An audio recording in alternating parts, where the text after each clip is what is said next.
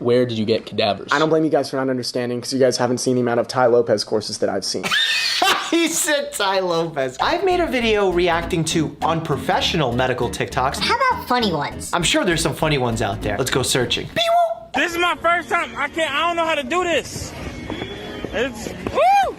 Golly, I ain't trying to do that. This is questionable.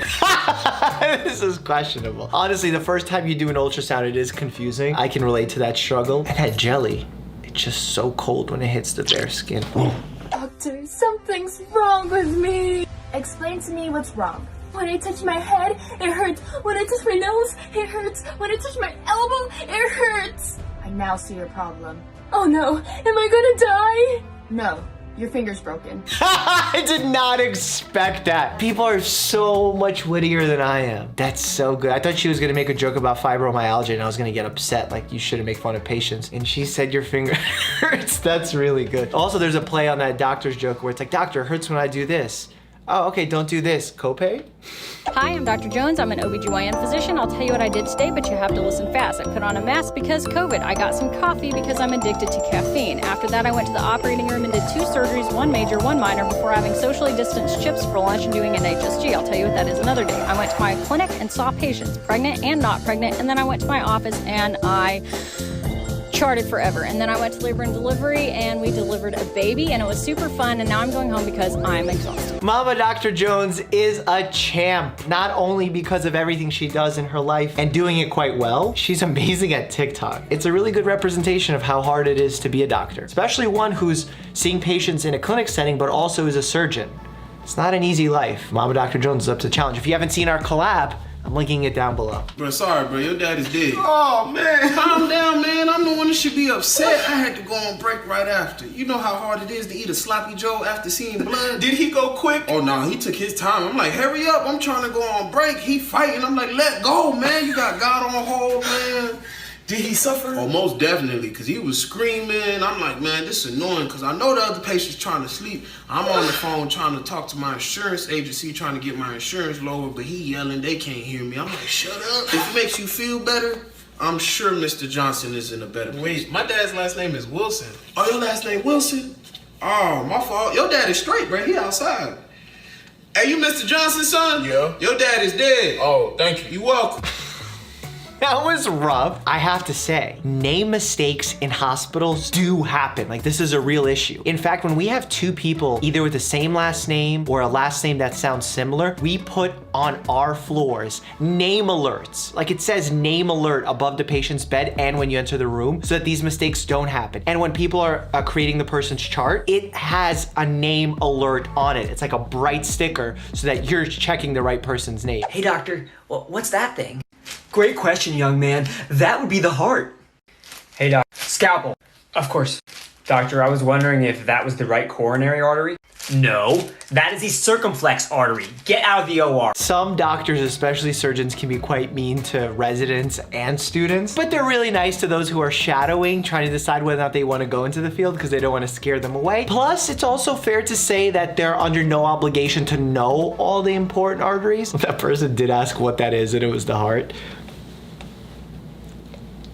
The one thing that I will say with quite certainty, and it's all jokes aside, is we need to end that toxic culture of like attacking residents and students, that if they don't know something, they're dumb or they're evil or we need to kick them out. That doesn't really work. It doesn't motivate you to do better. It actually kind of puts you down and demotivates you. It's no good for anybody. My Harvard days were my peak. God, those days were fun. Dr. Welch, where'd you go to medical school? I actually didn't go to school. Learned everything I know through YouTube tutorials and ebooks. No, I'm serious. Like, I literally don't have a legal medical degree. Because everything that I was learning in school, I was like, I can just learn this on my own. So that's what I did. I studied on my own and I worked on cadavers out of my garage. I'm like the Mark Zuckerberg of doctor people. Where did you get cadavers? And how are you the medical director at a children's hospital? It's illegal to operate without a license. Is it illegal to save a dying child's life? Yeah, for you it is. Dr. Welsh, where did you get cadavers? I don't blame you guys for not understanding because you guys haven't seen the amount of Ty Lopez courses that I've seen. He said Ty Lopez courses. Oh my God. Honestly, there's a lot you can learn online. And I feel like I'm about to release some merch soon, some limited edition merch about how much education you can get online specifically from watching my videos. But so far this is hilarious. Let's keep playing. Knowledge will take you so far in life without a college degree. For example, every child that I save represents a new Lamborghini that comes into my life, which is why I have 43 Lamborghinis in my garage. You took Ty Lopez courses to learn how to be an open heart surgeon? Gary Vaynerchuk was also a very large influence. The president's daughter has a punctured aorta. You two, sit the down. Dr. Welch, get in that operating room and save the president's daughter's life. This is fun.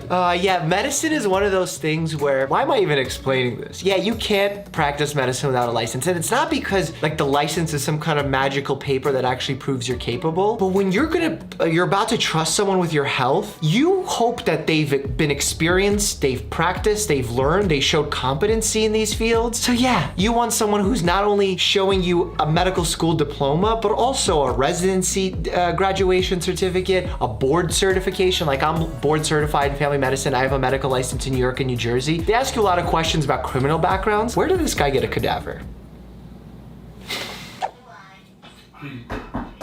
Yeah. Is ready. All right, be there in a second. Your patient is waiting. Oh, my bad. No. As funny as that is, that's not what happens. Dude, if we sat and watched SpongeBob or whatever for 45 minutes before going to see patients, we would be 5 hours late to each patient. Think about it this way. I go into a room with the patient. Technically, I'm scheduled for 15 minutes. My nurse has to be in there for the first 5 minutes, gathering the chief complaint, asking some basic questions, doing the vitals. That's 5 minutes. Now I have 10 minutes with the patient. Let's say I walk in exactly on time. I introduce myself to the patient. I ask them what they're here for. I ask them their name. I do a proper greeting to make sure that we're on the same page. I ask them what's bothering them. I ask them follow-up questions. I figure out how long it's been an issue, what other things run in their family. I look at their prescription medications. I decide to do a physical exam, do a few things to make sure I'm ruling out conditions that could be otherwise threatening to their health, and to figure out what exactly I think could be going on. I then sit onto the computer and I explain to them what is going on. I explain to them my treatment plan. I make sure they understand. I have them repeat back to me the same set of instructions so we're on the same page. I then place the orders in the computer so that they have their medications ready or treatment ready when they leave the office. I then go back to my area waiting to see the next patient. How much time do you think has gone by? I didn't even begin to write this patient's note. And I can't really wait to do it at the end of the day because then I'll get home way later than I'm supposed to, and everyone's mad because I'm missing schedules, I'm being late to the next patient, and it creates a huge hurdle. The amount of administrative work that doctors now have to do is beyond anyone's imagination. Like spending 30 minutes making sure that my patient gets their medication because I ordered capsules instead of tablets happens way too often. That's why we're late, not because we're watching SpongeBob. Although that is cuter and funnier to think about. All right, so Chad, it looks like you have a minor tear in your bicep. Nothing too severe, but we're gonna have you take about a month off from any physical activities. We'll bring you back in, we'll reevaluate you, and then we'll clear you based off of how well you've recovered. Okay? Sounds good? Awesome. Ha! Month off! Does he not know who I am? Ha ha! Idiot! Ah! The funny part is I love that he's a Bengals fan. Shout out Cincinnati folks. This happens a lot. Most commonly where it's happened is around sporting events. Like if someone's training for the New York City Marathon and they come in with a serious injury, sometimes even with something really serious like a stress fracture, I'm like, do not run under any circumstances because you could fracture your shin bone completely. And people are just like, I don't care. I've been training so long, I'm doing it. That's obviously against medical advice. Usually they end up hurting themselves. Bicep injuries, oof, those can be quite painful. A minor one, yeah, no big deal. But I've seen bicep tears where the bicep actually ends up like up here. That hurts. Don't tear your bicep. Check out these wildly absurd Instagram health posts that I react to here. Or if you want a good laugh, check out my most recent memes video. Click here for that one. Or on this one. Which one are you clicking on? Stay happy and healthy.